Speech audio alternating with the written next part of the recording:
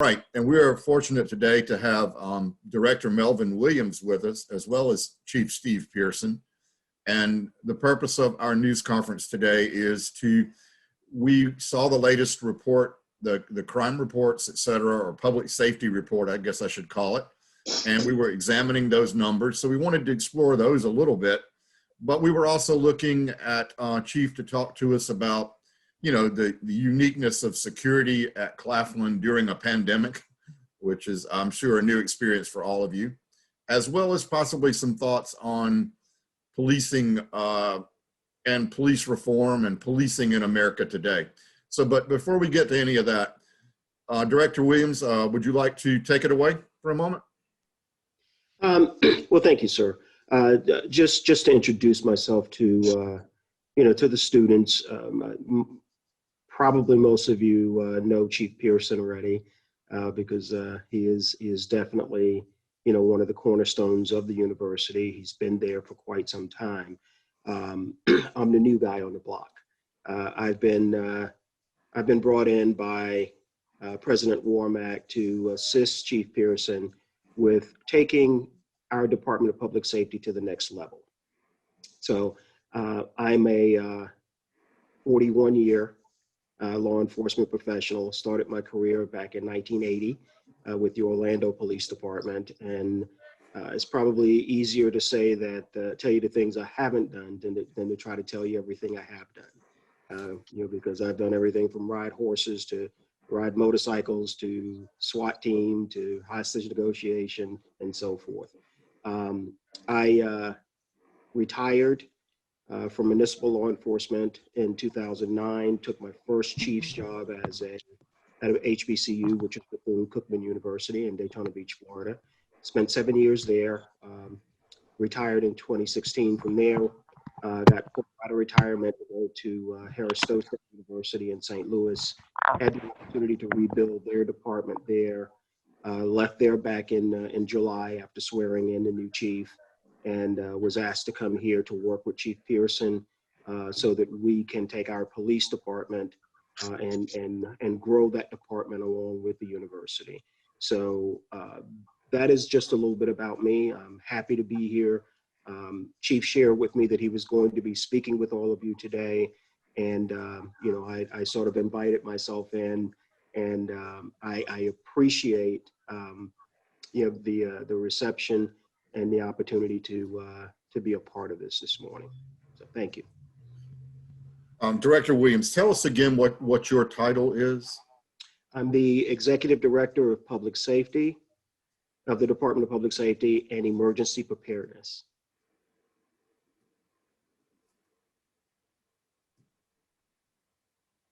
Okay, and how long have you been aboard? 5 months. 5 months. Okay. Yes, sir. I came in August. All right. Well, you're welcome to stay with us. I hope you will. Yes. And okay, good. Mm-hmm. And I want both of you to kick in. We're going to get to some questions in a moment, but first of all, we were looking at the crime statistics dated 2011 to 2018, and one thing pretty much stuck out, that 2018's numbers, except in, I believe, 2 categories, were either higher or the same. And notably, things such as harassment went from 4 in 2017 to 11 in 2018. Illegal substance abuse went from 2 in 2017 to 34 in 2018. We were looking for some perspective on some of those numbers. Well, dealing with the harassment issue, as we know, every year we have a different type student to come in, and there are different things that they're involved in, some social issues. Mainly when you see harassment cases go up, usually they're freshmen coming to the university for the first time. A lot of times they have to get acclimated to each other, and it may be roommates or something like that, or even just regular the atmosphere of the campus. You know, when you have students coming from high school to a college environment, you're going to have people who have to adjust their behaviors.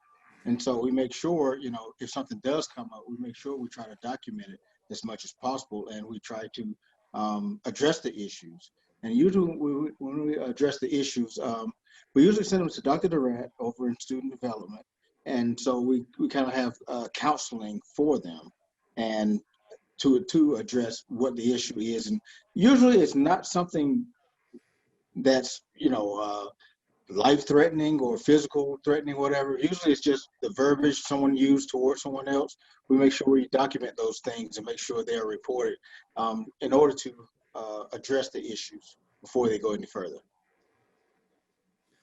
How about any of the other categories, Chief? I mean, does it have to do with more enforcement? Let's go to the substance abuse one. Is that more enforcement, or what's going on there?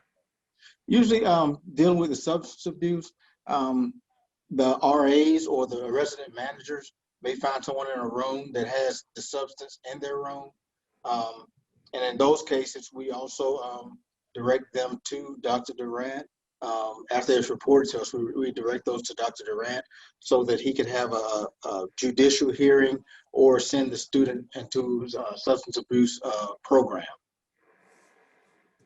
But mainly those numbers come from residence halls, where they do room checks and they end up finding something, and then they turn it over to us. And the amounts usually very, very, very small amounts, maybe one piece of a marijuana cigarette or something like that, but we still address those issues. And you send them to Dr. Durant first? I mean, do any of these cases result in arrests? Well, what we try to do is we try to have an intervention.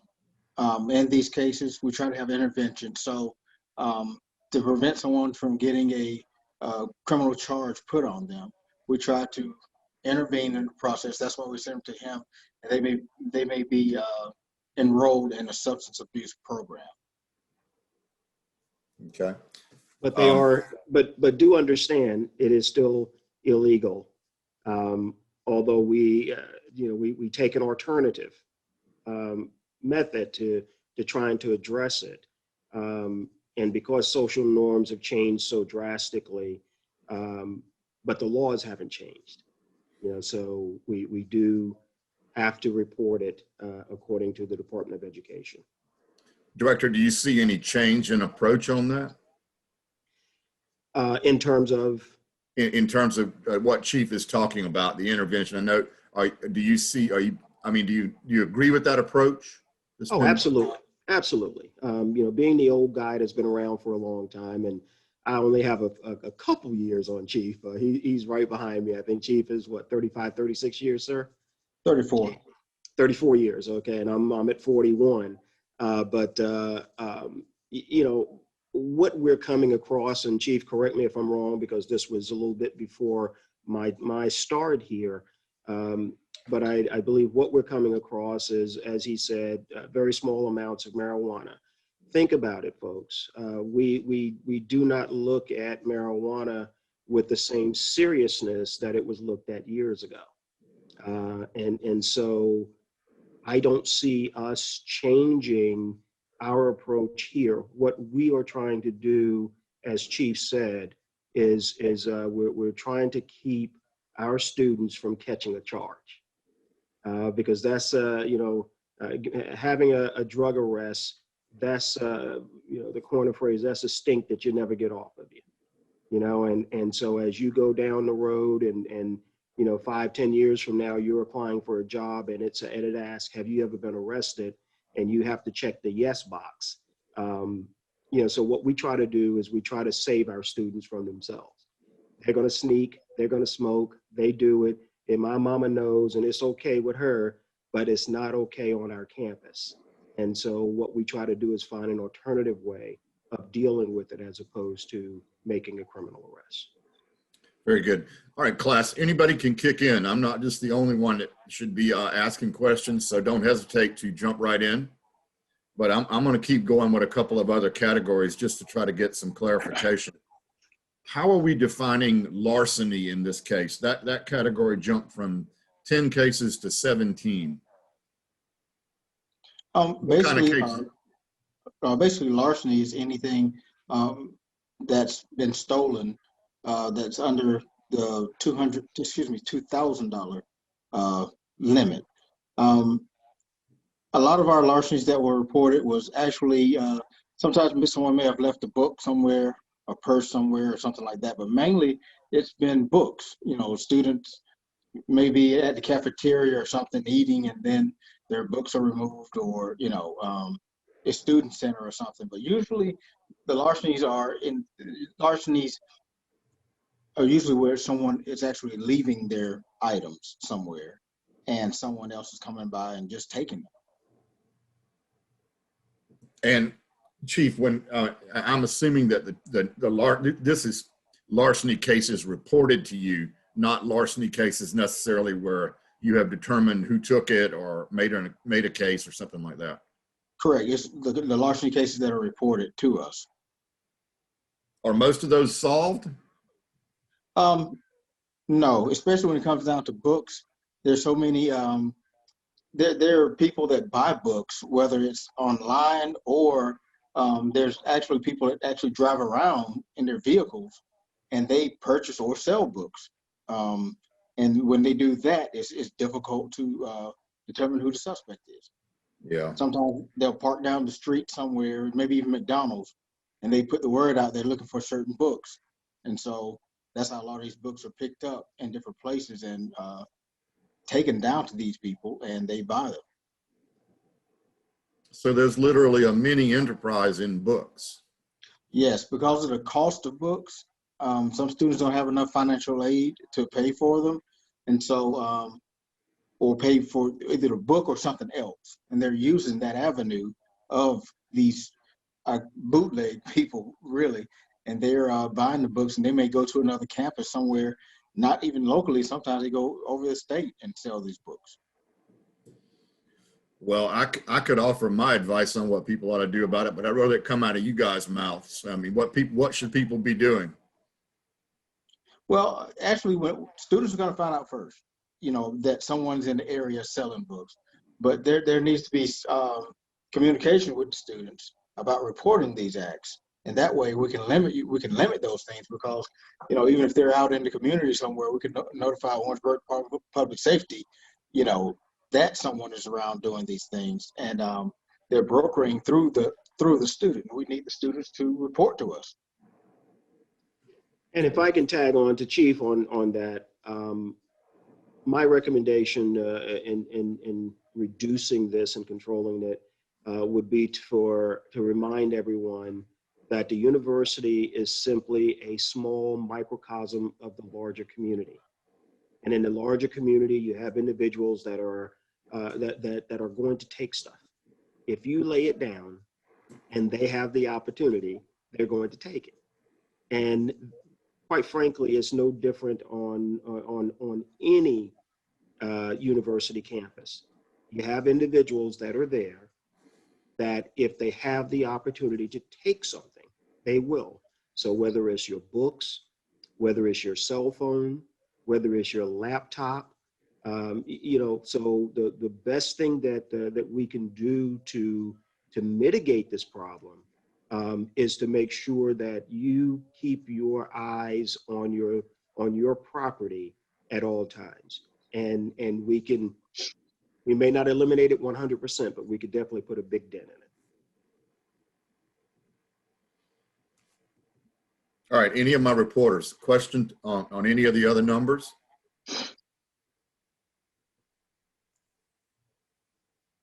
All right, well, I want to take one more look at the numbers again and maybe have a couple of more questions. I'm assuming, and maybe I shouldn't assume, but alcohol violations from 0 to 7, that's similar situation to the substance abuse, or a different story? It's similar. Most of the reports come from housing, whether it's the manager or the RA. When they're checking rooms, they may find alcohol in the room. And those cases are also taken over to student development and services through Dr. Durant, and they may be involved in some type of substance abuse program. Okay. All right, again, any further questions? We've gone over most of them. I mean, disorderly conduct jumped up. I don't know whether did we address that one already?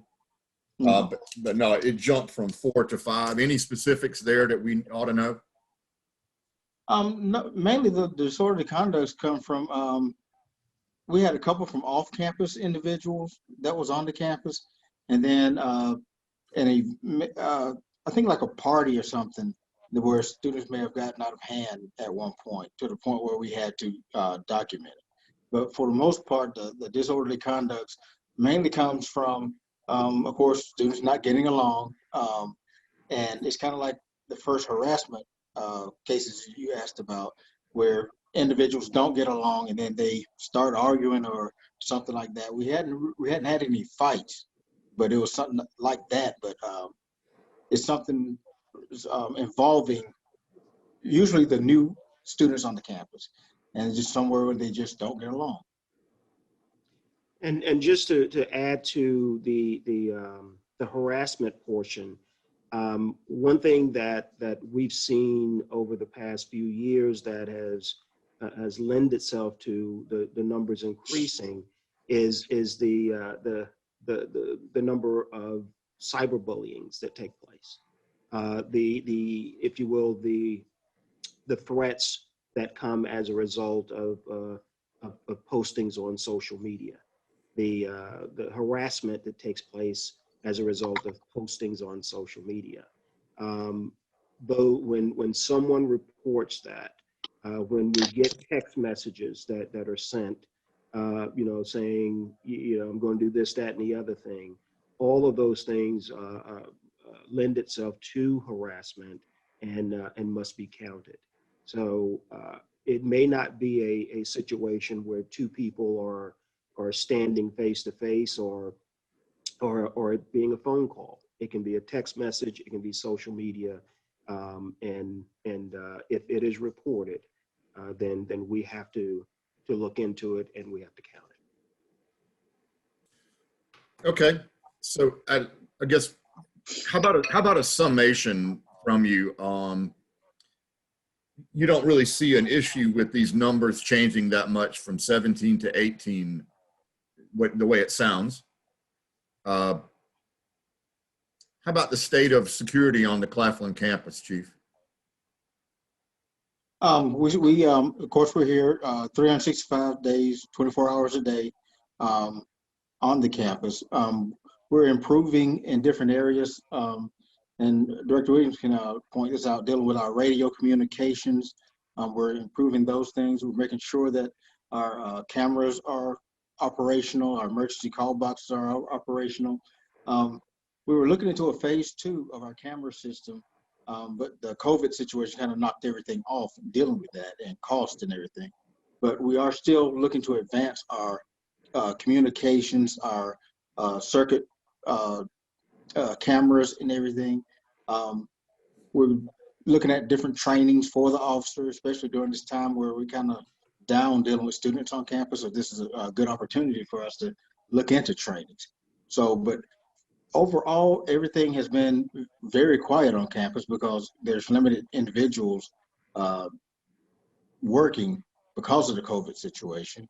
And it gives us an opportunity to, reassess a lot of things that we're doing and add things to our department while we're lower on whether it's faculty, staff, or students. So those things, it's bad in one way, but a little bit better in another way, where we can still look around and address certain things that need to be addressed. Well, this is an extension of where we were before COVID, but I believe you told us in our last session, and the director may want to address this one, that you had added personnel. I want to say 1.5 years ago. Maybe Yeah, is that right? That Are they still with you? Are they still with you, or how's that working? No, not all the personnel is still not with us. We added 3 more in 2019, but all of those personnel, no, they're not with us anymore. for various reasons. I mean, is one of those reasons the fact that you simply don't need that many people during this, or? We don't have enough. No, no, that's maybe some of it may be medical or some dealing with the COVID situation. And so because of that, you know, we're down on certain personnel. Director, you want to jump in on that? Yes, sir. And again, this is part of my reason for being here. So as I said, to work with Chief Pearson to help take our department to the next level of success. And what I mean by that statement is the university is growing, and as a result, the department has to grow. For those of you who don't know, Claflin University's Department of Public Safety is not a security department. We are actually a certified police department. Now, what you see on campus, with the exception of Chief and one other individual, what you see on campus currently is security officers. But part of our goal is to change that, to work toward having more sworn police officers on campus. You asked the question whether we did not need as many. Quite frankly, we are understaffed. So that is the other goal, to work to get the proper number of officers that we can have on duty at any given time to make sure that if something happens, when something happens, we have sufficient manpower to respond to it. Our goal is to protect this campus community. Okay, that is our number one goal, to protect the campus community. And to do that, we've got to make sure that we've got sufficient resources to make that happen. So we are working to that end. As Chief said, things have been slowed down considerably because of COVID. But we are, we're being as creative as we possibly can, to make that happen. He mentioned radios. We have made a major accomplishment when it comes to our communications and the interoperability abilities that we have. And what I mean is the radios that we were using, my assessment of them is that they were no better than what you would find folks using at a theme park to talk to each other. Well, we got approval, we got funding, the radios are in, we are entering into mutual agreements with local emergency first responders. We now have radios that connect us to all other first responders around us. It's called a Palmetto 800 megahertz radio system. And we were the only ones that were not on it. And we are now on it. So we're making progress. And we are building this department out, to be a first-class public safety entity within the region. So for some perspective, what is our personnel situation at the moment, and where do you think we ought to be? Well, in terms of numbers. Yes, sir. In terms of numbers, including the chief and the captain of security, which is Captain Goodwin, we have a total currently on staff of 14. Okay. Nope, we lost 2, so 13. Yeah, 13. I think we're down to 13. For each shift, currently each shift, we have 2 people. One that worked the front booth and one that's patrolling. We have got to get those numbers up to where minimally, where if we have someone working the front booth, we have 2 patrolling.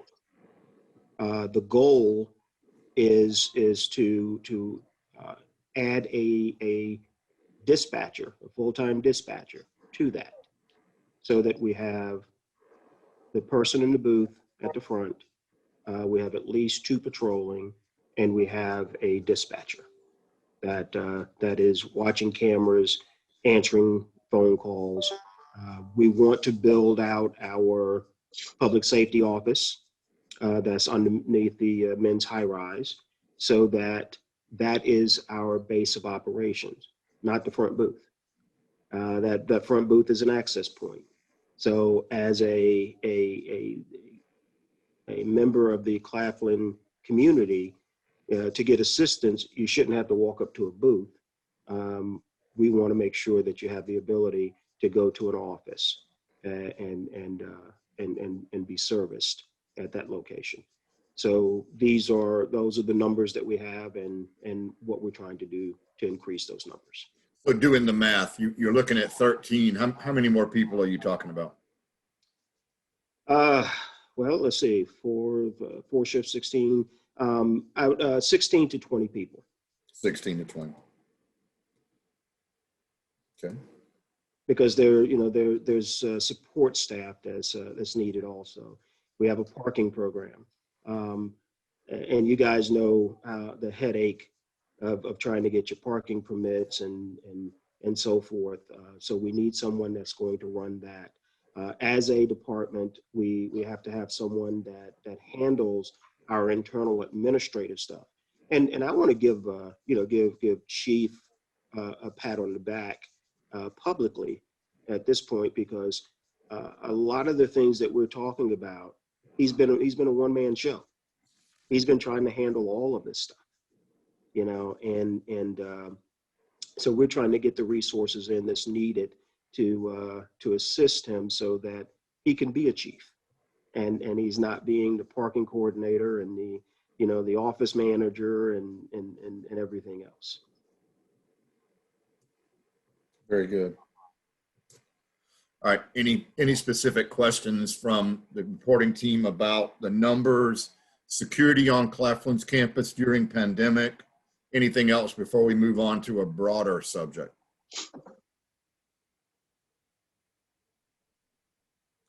I want to just ask one more time. I did too much of the talking when I was talking about 2017 to 2018 numbers. I'd love to hear from Chief and/or you, Director. Summarize those increases for me. I mean, what do they mean? Well, a lot of times it's like I said, dealing with young people coming to the university for the first time. You have literally from year to year, you have a different mindset, and we have a different mindset also, because we recognize the change. So some of those numbers may have come from increased visibility in certain areas by the officers during certain events.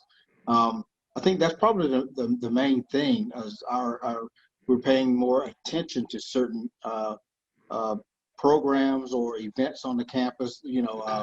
The student activities, they really increased a lot. And once you increase student activities a lot, you increase more people on the campus. And because of that, some numbers just maybe increase. I believe there's also a greater awareness on the part of our students about reporting these issues.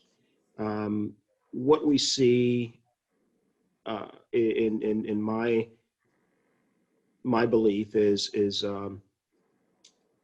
when we talk about the social media issues, we have more and more individuals that are on social media. We have more and more individuals that are communicating through social media and through technology, that are expressing themselves, and unfortunately fighting their battles over social media, and as a result of that, the increase in that taking place, along with the greater awareness about reporting it, I believe it lends itself to those numbers. Again, we talk about the substance violations.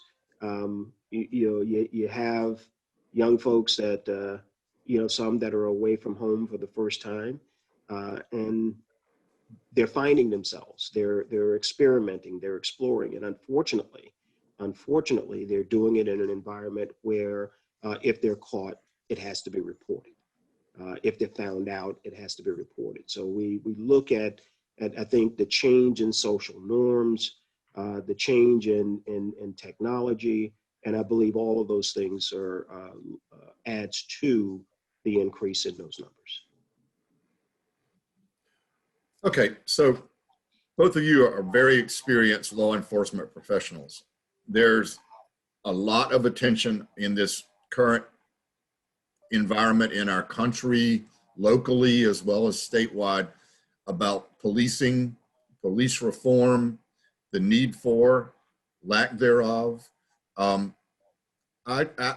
the class has a specific question regarding any of those aspects, please someone jump in.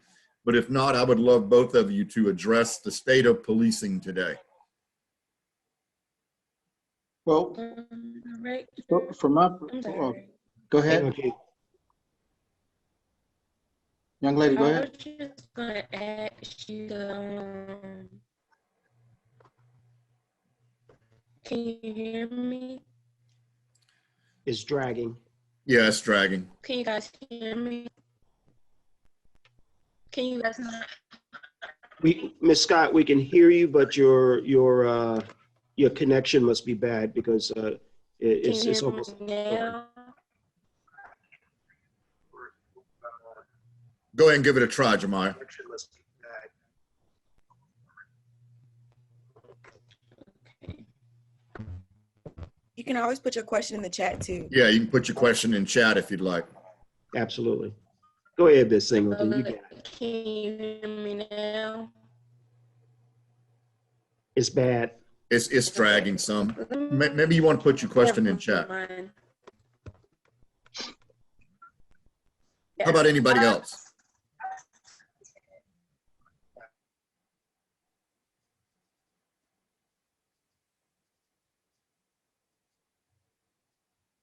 All right, so we'll go back to where we were. Let's talk about the state of policing today and how you two men see where we're going. Chief, I'll defer to you to start. Okay. Law enforcement's really changed over the years. And one of the big changes started with the Rodney King incident that was captured on video. That really started a big change in law enforcement.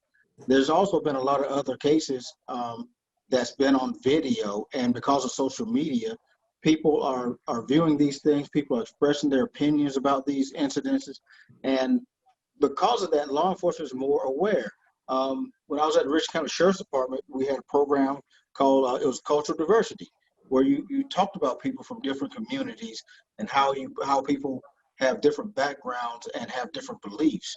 And at one point, law enforcement just, it was like everybody has the same belief, which is not true. You have to understand people's culture and how they're living. People are more aware of their rights than they used to be. And that's mainly because of social media. At one point, police didn't get certain complaints because people felt like nothing would be done about it. But now, because of social media, people are starting to understand their rights. They are starting to understand what they can do and what they can't do. Of course, sometimes people only get part of the information and think a certain way because of part of the information. But overwhelmingly, law enforcement, want to do the right thing. They are doing the right thing. You're going to have a bad apple in an apartment or a community somewhere. And the issue is when that bad apple is caught on video, it spreads it's spread to make people assume that assume that all officers are the same, which is not true. Then it's not true at all. The incident dealing with George Floyd, that for the most part, that was bad training. But the thing is, because it was caught on video, it made it appear as if all officers believe in certain things or certain procedures, which is not true. When we're not able to express ourselves to the communities, and we should have more community meetings that allow people to ask us questions, allow us to interact with people, those things are very effective. About 2 years ago, we had a meeting with officers with the community, and it was very productive because people were able to express themselves. They were able to talk about their feelings and what they see in their community.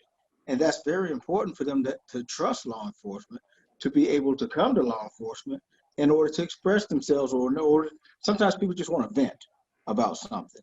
And it may be they got a traffic ticket or something or whatever, but they just want to vent about it.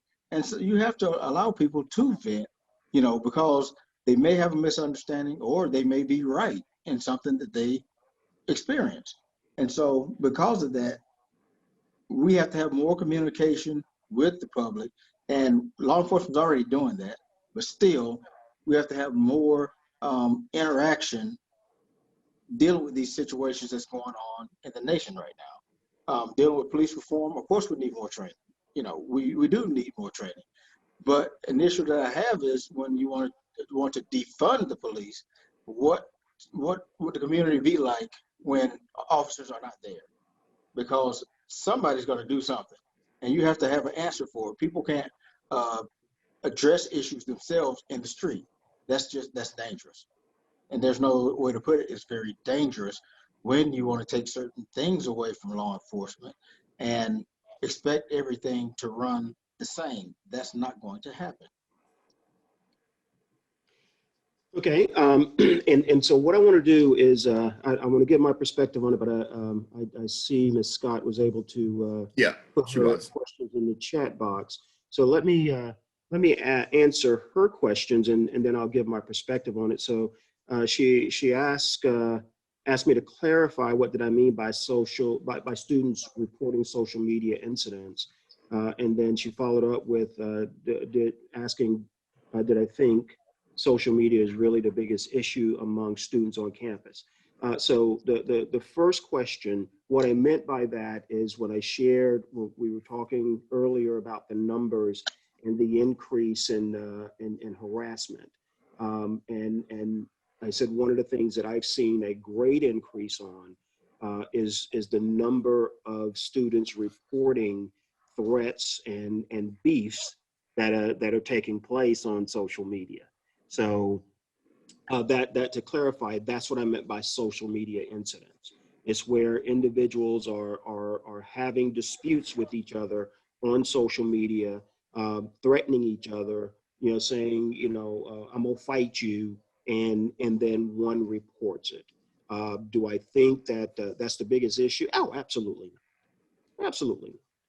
It's not the biggest issue on campus. But it is one of the issues that we deal with. Okay, did that answer your question, Ms. Scott? Okay, yeah, can't hear you, but you can give me a head nod. Okay, excellent. All right, so Right. so then go ahead, sir. Go.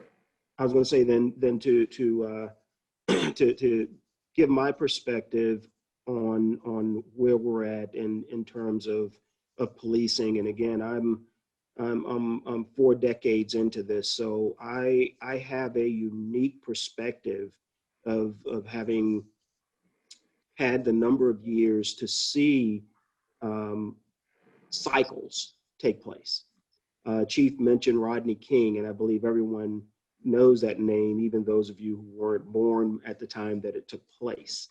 But the Rodney King incident truly started a reform in law enforcement back in the early 90s. And that reform that took place was called community policing.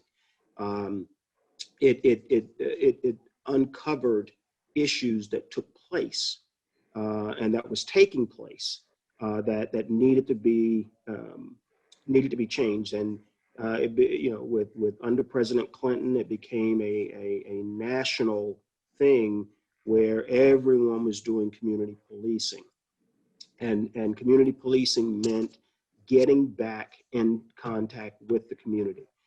There was money put aside for it, federal dollars that was put into it. There, every department were making their efforts to rebuild relationships with the communities that over the years had eroded away, because one of the things that we learned during that time, folks, was that when money is short, one of the first things that go away is what they refer to as feel-good programs. Okay, being able to get out into the community and that's feel good. You know, we're here to enforce the law, so through COPS grants, there were additional police officers that were put out. We were out building relationships. We were running police athletic league programs. You know, cops and kids. We did all of these things to rebuild our relationship with the community. We embraced the pillars of policing that Sir Robert Peel put out when he first started the modern law enforcement. And then we got to September 11, 2001. And we had the terrorist attack. And all of a sudden there was a need to go to war. And all of the dollars that had been put into community policing and those types of programs went away. And when those federal dollars went away, departments start cutting.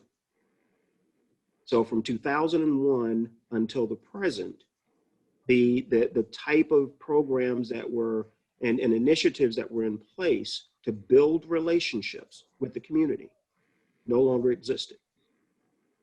And so the relationships between the community and the police once again started to erode. And it reached a point of where we're at now. Now, we talk about police reform. I want to tell you something.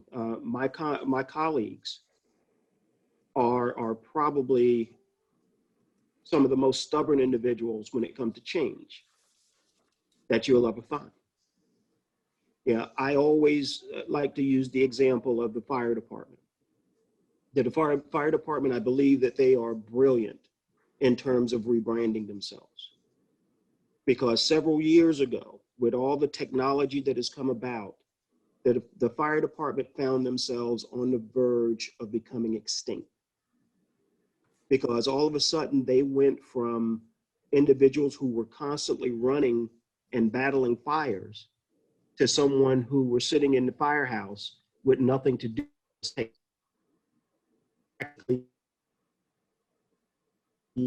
Just do 20 hours a day when they only respond to a fire maybe once a month. So they had to reinvent themselves. And they did so by saying, hey, anytime there's a traffic accident, let's respond to it. Hey, let's become EMTs so that we can respond. And they reinvented themselves. Law enforcement hasn't done that. We continue to try to do the same thing the same way. And as a result of that, what we're doing in 2021, if it's the same as what we tried to do in 2011, it's not going to work.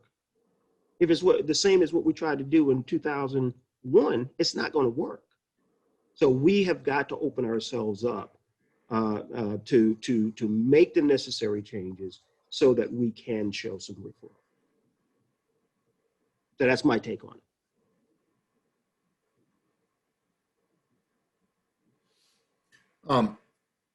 Do you want to?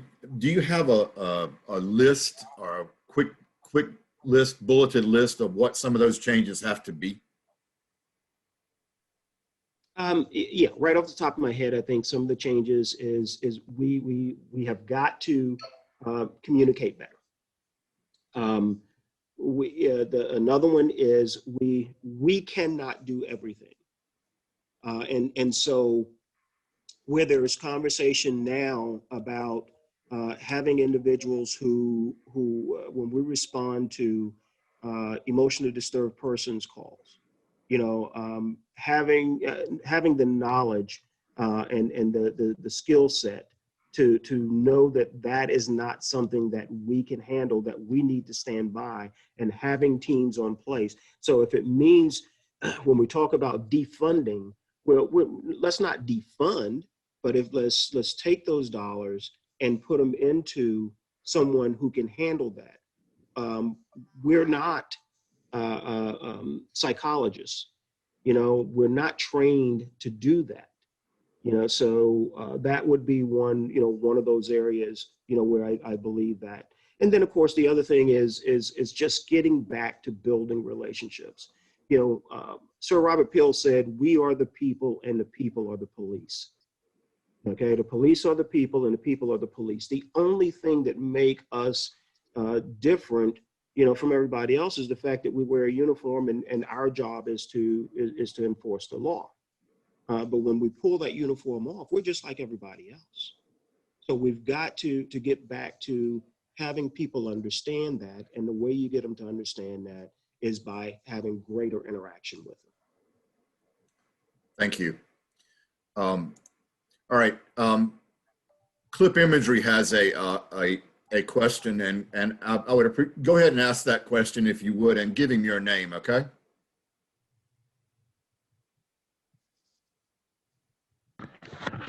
My name is Tamir Robertson, and I was asking Chief Steve, out of all the years you served, have you ever dealt with gun violence or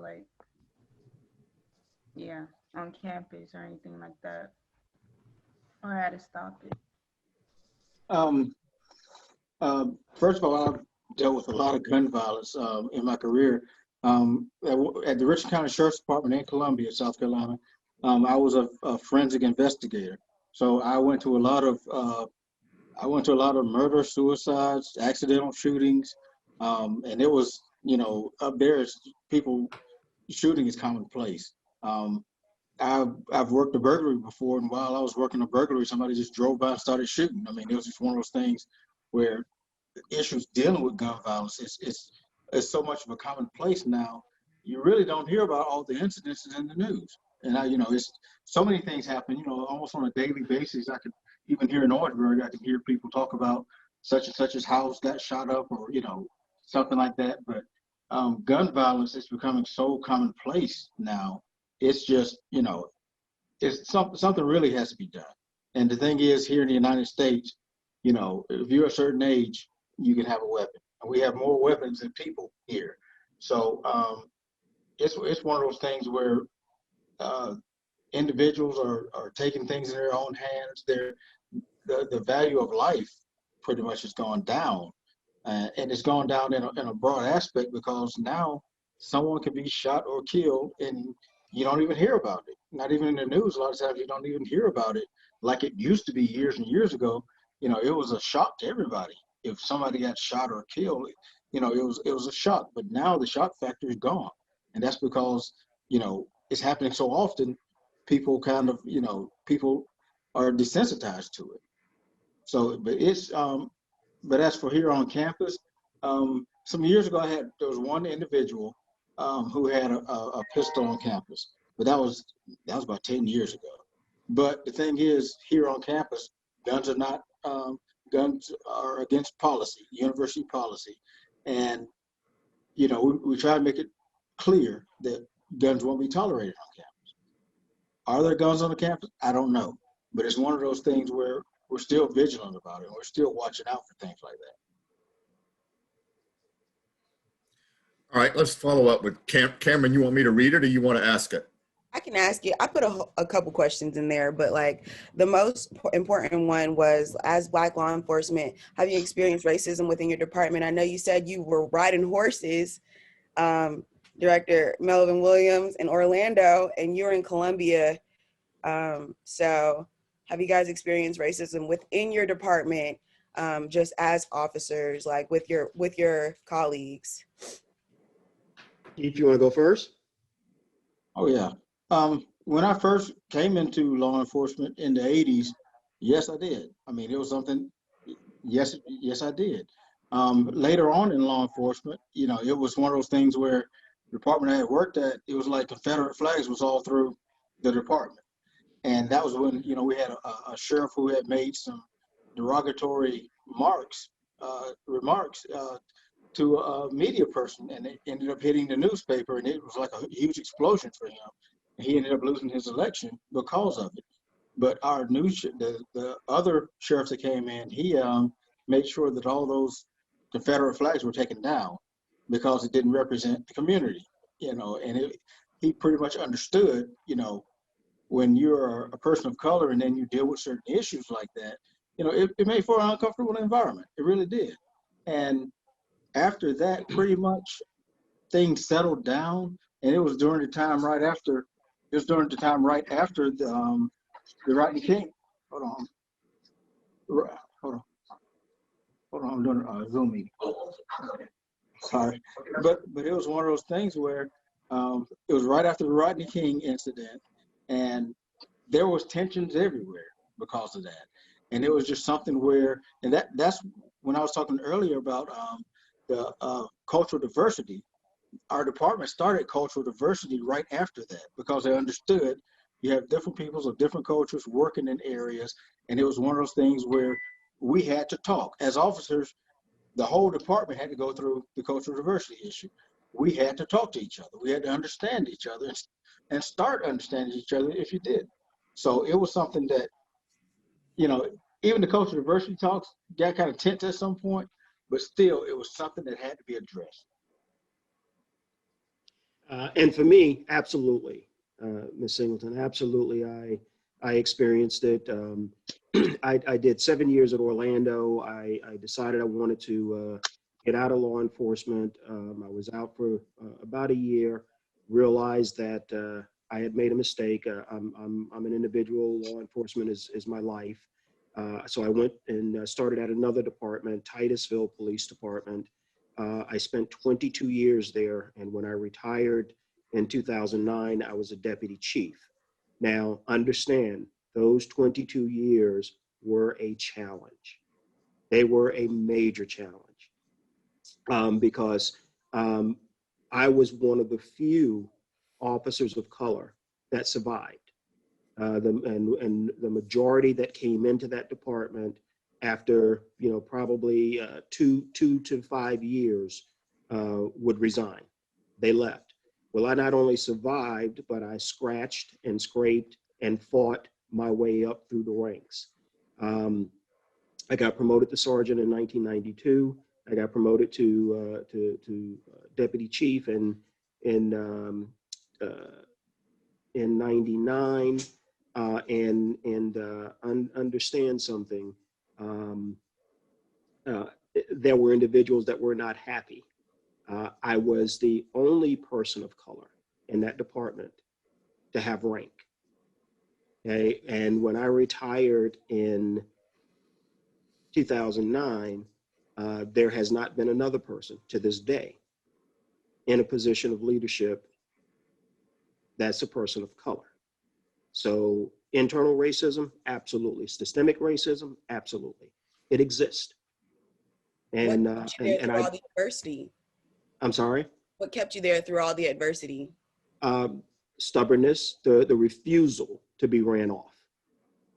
And so I sit today having a pension, having lifetime medical insurance, and, you know, because those were my goals.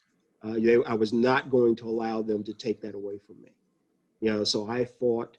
I took the false allegations that were made against me in several instances where they were trying to find things to run me off. So I've lived it. It does exist. All right. Another question? I have another question, the one that's at the bottom. What's some advice you would give to students, especially Black students, when they encounter the police? All right, I'll kick this one off. So whether you agree, if you are out on the side of the road, if you're on the street and you come in contact with law enforcement and it's not going your way, It's not going the way you believe it's supposed to go, whether you agree with it or not. Okay, please follow instructions.